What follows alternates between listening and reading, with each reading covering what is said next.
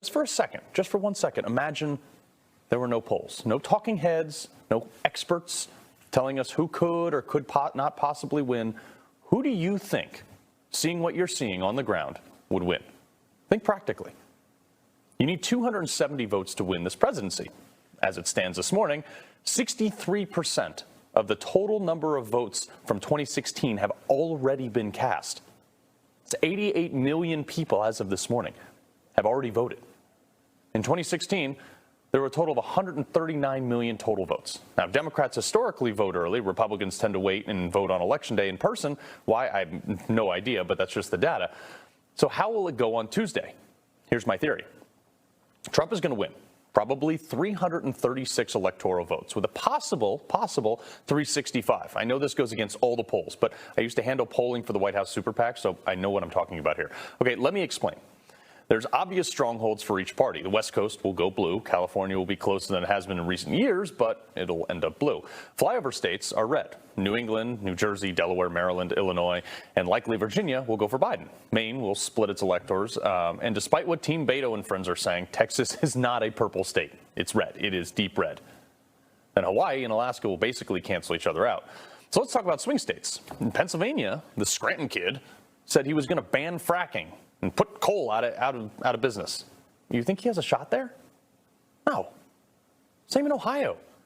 Michigan is steel and auto country. Trump got Ford to dump $1.2 billion into production there. People noticed. Florida is Trump's home now. But more importantly, his support among Hispanics is through the roof. The governor of Puerto Rico endorsed Trump. And judging by the thousands in the streets during spontaneous MAGA parades there, I would say Florida is pretty safe for DJT. Now, there's a few desert states with really tight races for Republicans, like Arizona, and they'll probably lose a Senate seat there, actually, but Trump will win pretty easily. Same deal for North Carolina, Georgia, and Nevada. But notice how I didn't mention New York. So Trump lost his home state in 2016. He was the first president since Woodrow Wilson to lose his home state and still win the election, but then again, it was also Hillary's home state, so they may have canceled each other out. Here's the real shot. There is a real shot that Trump takes New York. You see, outside Manhattan and Albany, it's pretty much a red state. It's also pretty rural. Most of the state is understood to be decided by the area most concentrated by population, like New York City.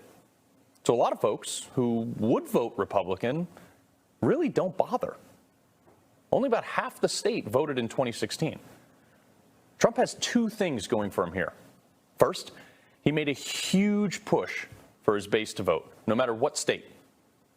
And I think that's going to win him the popular vote this time around. Second, New York Mayor Bill de Blasio.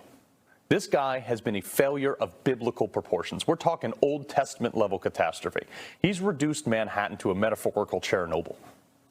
I believe he creates a perfect storm for Trump to make a run at New York.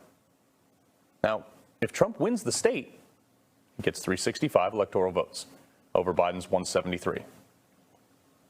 Laugh it up, folks, but everyone laughed at me in 2015 when I said Trump was going to win handedly. The only difference last time, he was only trying to get to 270. This time, he's going in for the kill. Trump is trying to leave the Democratic Party faceless with its tail between its legs for the next 2 decades. The left will be chasing its own shadow, trying to find out what went wrong. You know why Trump has already won, despite all his flaws? You know why many people like Trump? Because he believes in and stands for something. He doesn't back down or blow in the political wind. This is why you have hundreds of thousands of people spontaneously stretching for miles in every single state, even when there's no celebrities, members of the administration going or anything. These are just pop-up rallies. Love him or hate him, he lights a fire. Something that means a great deal to likely more than half the country. Donald Trump is the single best carrier of the conservative message since Ronald Reagan, however imperfect people characterize him to be. So let me say on the record, Donald Trump is going to win a second term. But you notice how I didn't mention Joe Biden at all until now? That's because Americans are either voting for or against Trump. Joe Biden's a non-factor.